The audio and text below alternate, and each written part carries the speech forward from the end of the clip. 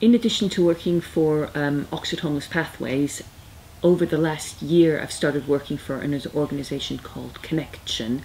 And Connection basically keeps people who are in their homes, but also it is responsible for Oxfordshire, so not Oxford, but the donut of districts around Oxford, in Oxfordshire, for verifying homeless people, and I've been involved in that.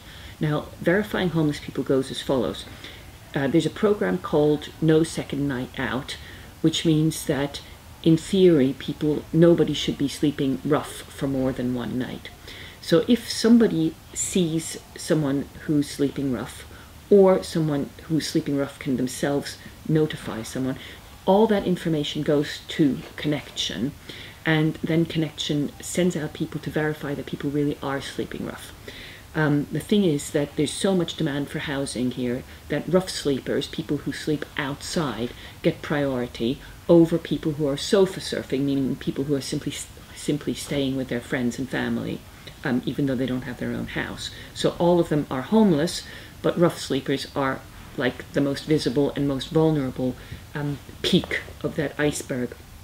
So in terms of verification, we need to go out and check to see whether people really are sleeping rough. So we go out at between 5 and 6 o'clock in the morning, 2 of us always for safety reasons, and we'll have a list of people who are sleeping rough whom we need to verify. So we need to drive over.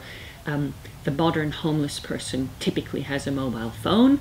They may not be able to, they might not have the money to ring out, but we can ring them. And so if we go somewhere, we can ring them and say, look, we're in Bicester now, where are you? But most of the time we'll be told they are in the bus station or in the train station. So then we go and find them, and we check to make sure that they really are sleeping rough, but also whether they have a local connection. So whether they are from Oxfordshire, either through work or through their family, or because they've been living here for a while, because someone has to be both sleeping rough and from Oxfordshire in order to then be accommodated, because there's so much pressure for housing.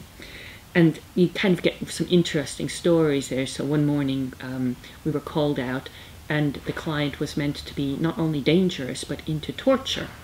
And so my woman colleague and I went to the Tesco, and we rang him, and he said, oh, come on in, we're just around the corner. And we're like, nah, you come on out.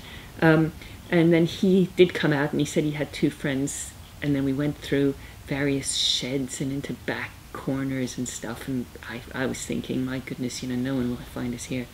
And we ended up in a little field with 3 tents and a fire. And 2 of the guys were outside their tents, and one guy was inside his tent, and he was holding on to this huge mastiff who was barking at us. And I was shitting myself. And my colleague, the professional, she was great. She just went over to this mastiff. She was like, oh, you big coochie coochie. And that dog was on its back, and with its big tongue lolling out. And the 3 guys were utterly charming. So we got them verified. So that was kind of a good one.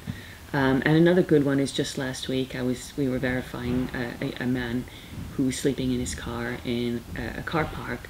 And within a day, we were able to get him into a hostel, which was about a 3-minute walk away from his job. So he was able to stay in the job in his car park. He'd just been told by the car park manager that he couldn't sleep there anymore. He had been doing cleaning in the car park. He was told he couldn't stay anymore, and within a day we got him into a hostel, and he could keep his job. So that was a really nice story. And then you get sad stories, like, we found a young girl, and she was 20, and we were interviewing her. And there's all these forms you fill in, and one of them is about mental health. And I basically showed her the form, said, do any of these apply? And she was like, yup. And it turns out that her baby had been taken away from her about 18 months before. And she was just, that had basically broken her mentally, and she just couldn't cope. And unfortunately, although she was offered a place, she didn't take it up, and she just went off the radar. So some people we can help, and other people we can't help. So I've been finding that very interesting. I'm afraid I think of it like Easter eggs, like we find someone, it's like, oh good, we found them, here's another Easter egg. So I've been really enjoying that.